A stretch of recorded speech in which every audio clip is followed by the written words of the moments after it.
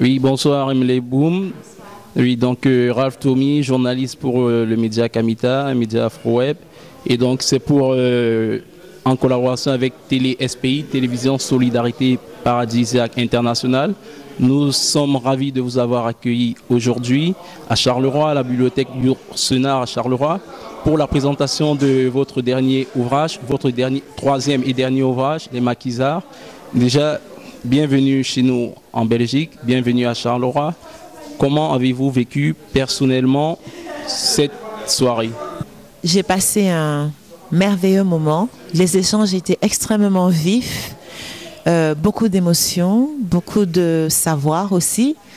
Je suis venue pour présenter mon livre, mais j'ai également appris des expériences des autres.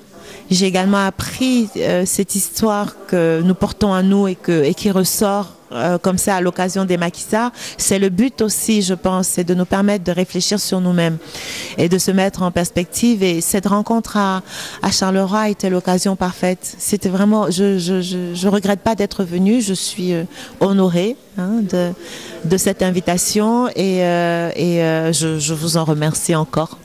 Sans trahir toute la trame de l'œuvre, on ressortira juste quelques grands points qui sont ressortis de cette soirée, notamment la question du titre, la titraille Maquisards. La génération afrodescendante actuelle, camerounaise en particulier, a un problème avec ce titre parce que les informations qu'elle a eues étaient erronées au départ. Et donc, voilà, comment pouvez-vous expliquer le titre Maquisards? Pour la génération à laquelle je fais partie, Maquisards était péjoratif, mais vous nous avez appris aujourd'hui qu'il faut revaloriser, redonner sa place à ce mot de Maquisards. Expliquez-nous par vos propres thèmes. En fait, je n'ai pas envie d'entrer dans des explications longues parce que je pense surtout qu'il faut lire le livre parce que sur plusieurs pages, j'explique l'entendement que j'ai des Maquisards. Et je pense aussi qu'il faut laisser la liberté au lecteur de rencontrer ce mot, de se l'approprier et de le comprendre à sa façon. Le fait est que en ce qui me concerne, ce n'est pas du tout un mot péjoratif. Au contraire, c'est un terme que nous devons nous approprier, nous réapproprier parce qu'il est porteur de douleur mais aussi de fierté et il y a là un terreau, un potentiel pour se construire. Voilà.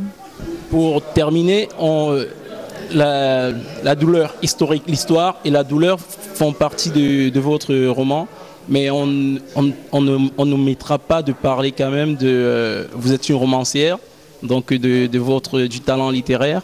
Donc la dernière question repose là-dessus, sur pourquoi, quel est le choix littéraire que vous avez, qui vous a décidé à écrire cette œuvre, à mêler à la fois l'histoire de façon romanesque? J'ai choisi d'écrire une fiction historique pour pouvoir mêler la grande histoire aux trajectoires intimes et personnelles des gens. Une façon pour moi de dire l'histoire par l'intime, parce que nous sommes la chair dont est faite l'histoire. C'est nos vies individuelles qui font la grande histoire et c'était l'occasion d'en parler là dans les Maquisards. Il n'y a pas que la douleur, il y a la joie, l'amour, les rencontres, la famille. C'est la vie, c'est la vraie vie. Et c'est ces connexions, ces interconnexions qui vont nourrir l'histoire et qui vont finalement expliquer que ces hommes et ces femmes se soient engagés comme ils se sont engagés et accepté de payer le prix qu'ils ont payé.